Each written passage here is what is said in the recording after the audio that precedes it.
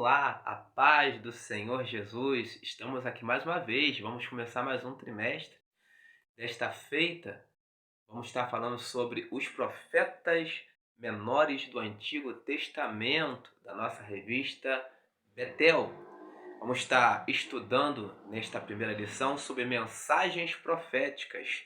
Deus continua falando. E talvez a primeira pergunta ao qual você possa se perguntar é: existem profetas maiores? Profetas menores? Por quê? Vamos estar entendendo por que alguns eram considerados maiores, outros menores. E nesta lição, a proposta é estarmos falando sobre os profetas menores. O texto áureo está lá em 2 Pedro, capítulo 1, verso 21, porque a profecia nunca foi produzida por vontade de homem algum, mas os homens santos de Deus falaram inspirados pelo Espírito Santo. Você já recebeu alguma profecia em sua vida? Talvez você esteja aguardando o cumprimento de alguma profecia se cumprir em sua história, em sua vida. Talvez alguma coisa já aconteceu, talvez outras não aconteceram. Será que Deus ainda fala hoje, em nossos tempos odiernos, através da profecia? Deus ainda fala por meio da profecia? Vamos estar entendendo, vamos estar estudando e entendendo questões como esta. Texto de referência está lá em 2 Pedro, capítulo 1, verso 16, 19, 20 e 21. É importante a profecia hoje, ainda em nosso tempo? Ainda há importância?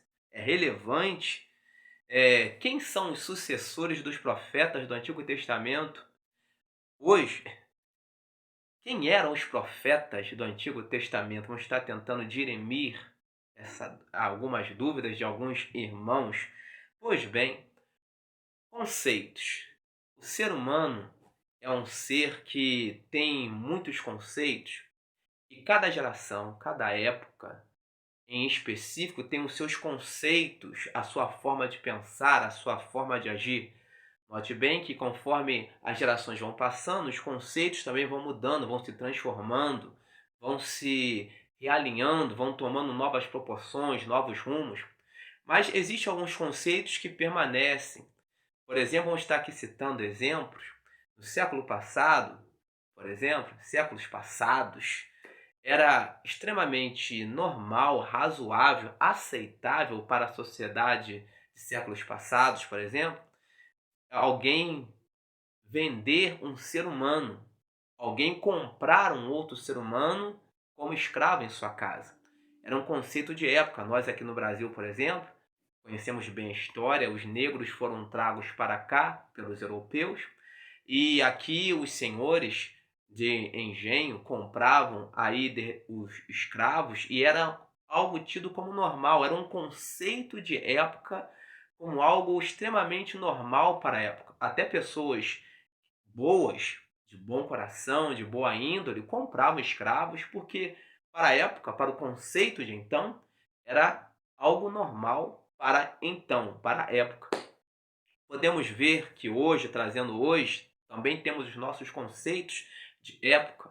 Uma pessoa, por vezes, ela é tida como uma pessoa bem-sucedida ou não pelo que ela faz, não pelo que ela é. Por exemplo, um faxineiro, ele é olhado, ele é visto pela sociedade de então, de repente, como uma pessoa inferior a um administrador, por exemplo, porque o administrador estudou e exerce uma função, e de repente ele é visto como uma pessoa melhor pelo que ele faz, não pelo que ele é.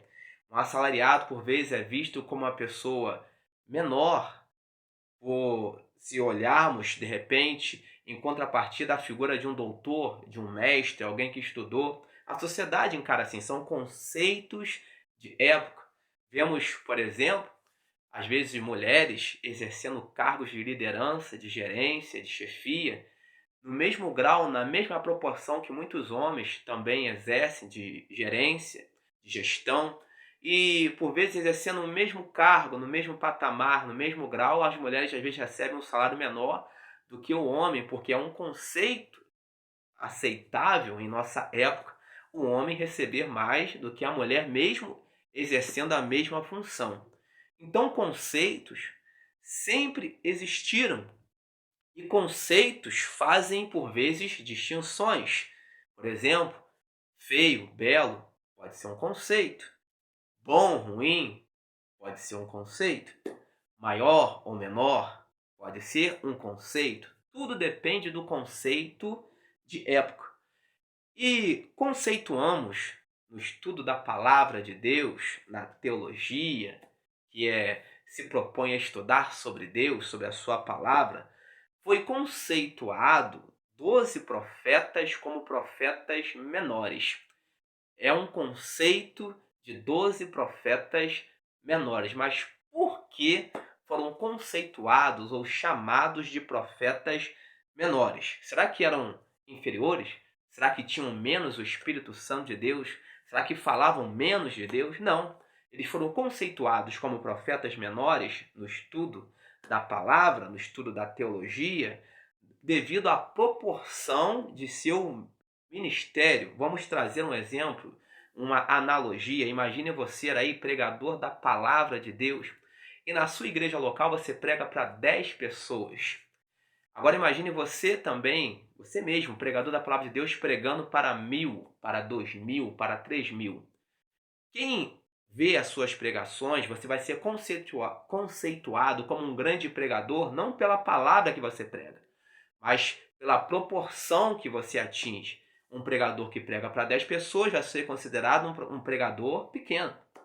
Um pregador, em contrapartida, que prega para 1.000, para 10.000, para 100.000, vai ser considerado um pregador maior, um grande pregador.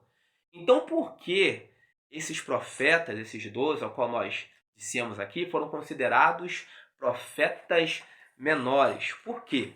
Por que Oséias, por que Joel, por que Amós, por que Obadias, por que Jonas, por que Miqueias, por que Naum, por que Abacuque, por que Sofonias, por que Ageu, por que Zacarias, por que Malaquias foram considerados profetas menores? Simplesmente pela quantidade, pelo conteúdo que eles nos deixaram escritos. Note bem, Isaías deixou cerca de 66 capítulos.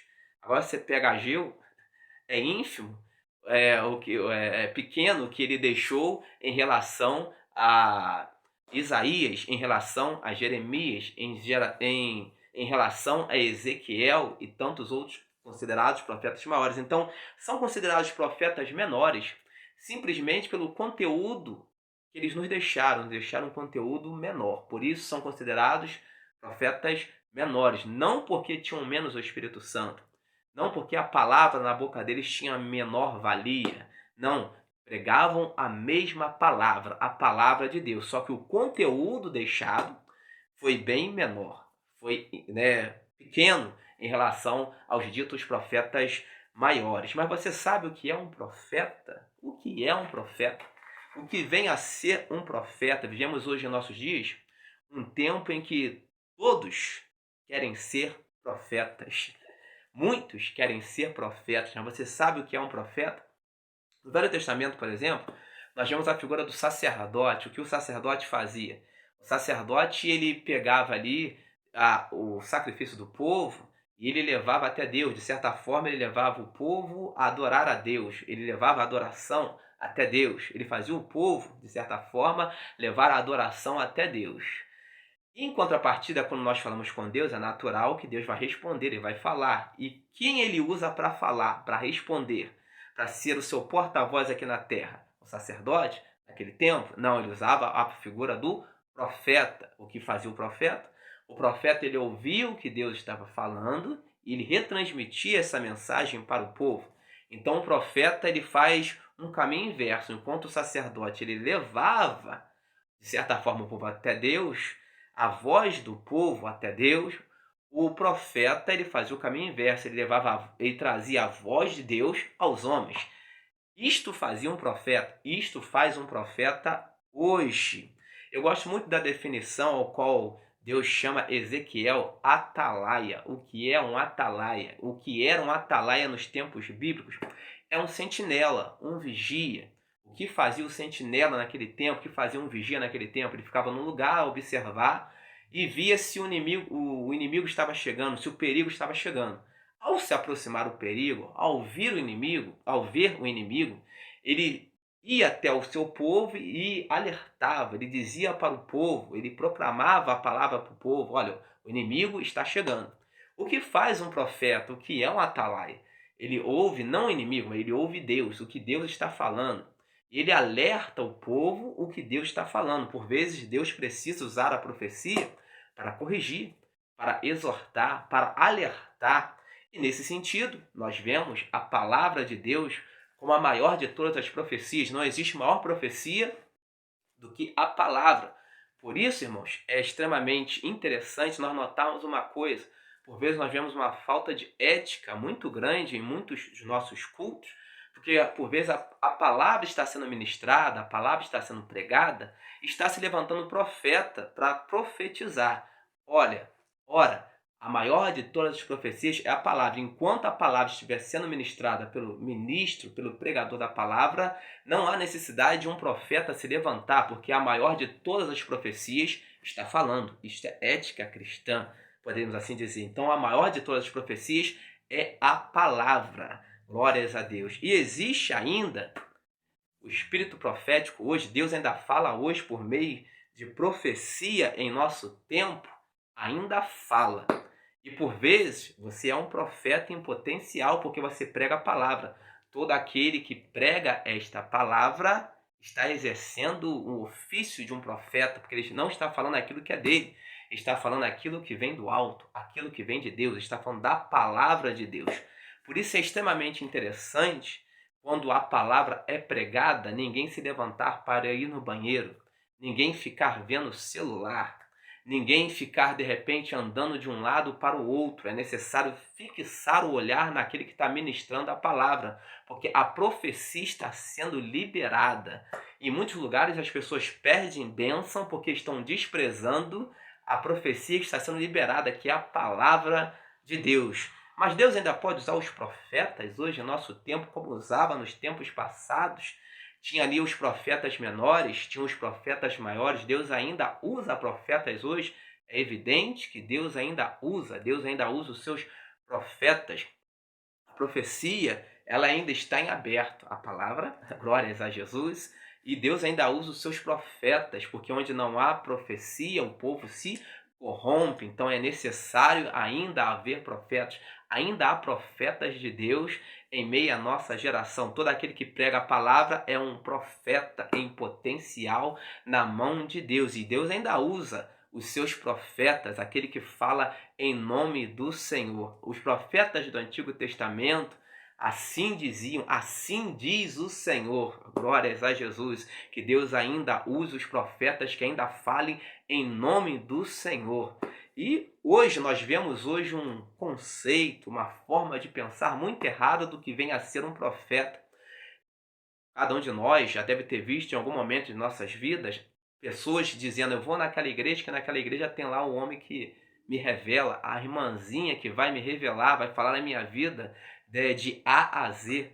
Pessoas vão buscar gurus espirituais, videntes espirituais no meio gospel. Este não é o intuito da profecia. A profecia, ela tem o intuito de exortar, tem o intuito de corrigir, tem o intuito de mudar histórias, mudar vidas. As pessoas hoje estão buscando profetas que falem aquilo que elas querem ouvir. O verdadeiro profeta, ele fala aquilo que Deus quer falar. Quer ouçam, quer deixem de ouvir, ele fala aquilo que Deus quer falar. E nesta oportunidade, você tem sido profeta? Você tem falado aquilo que Deus quer que você fale? João Batista perdeu a cabeça porque ele falou aquilo que Deus queria que fosse falado. Ele defendia isto aqui, a palavra. Por vezes hoje temos profetas que não defendem mais a palavra. Falam o que a sociedade quer ouvir, o que os homens de hoje querem ouvir, o que a igreja de hoje quer ouvir. Está faltando, por vezes, o espírito profético, aquele que libera a palavra, aquele que defende esta palavra. Você tem sido um profeta hoje no meio da nossa geração? Você tem sido um profeta de Deus no seu tempo? Deus está buscando profetas, aquele que fala em nome do Senhor. Nem sempre o verdadeiro profeta é aquele que fala algumas línguas estranhas. Por vezes, os maiores profetas não chamam a atenção como os profetas menores, mas eles falam em nome do Senhor. Você tem sido um profeta de Deus em meio a esta geração? Você tem gostado do nosso conteúdo? Você tem gostado daquilo que temos ensinado aqui em nosso canal? Então eu vou pedir, por gentileza, para você deixar aí o seu like, para você se inscrever em nosso canal. Estamos numa empreitada para os 1000 inscritos. Já estamos em 700 e poucos inscritos e eu convido a você para que possa agregar, um pouco mais aí de conhecimento, de palavra de Deus no seu dia a dia através do nosso canal. Você pode estar nos ajudando e ajudando pessoas, permitindo que este vídeo chegue a mais e mais pessoas e toque em muitos corações. Este quem vos fala é o presbítero Rafael Cardoso. Eu sou aí estudante de teologia, amante da palavra de Deus, professor de escola bíblica dominical na minha igreja local aqui em Itaipava, região serrana do estado do Rio de Janeiro. Você tem gostado? Deixa aí o seu like. Pois bem, você já recebeu alguma profecia?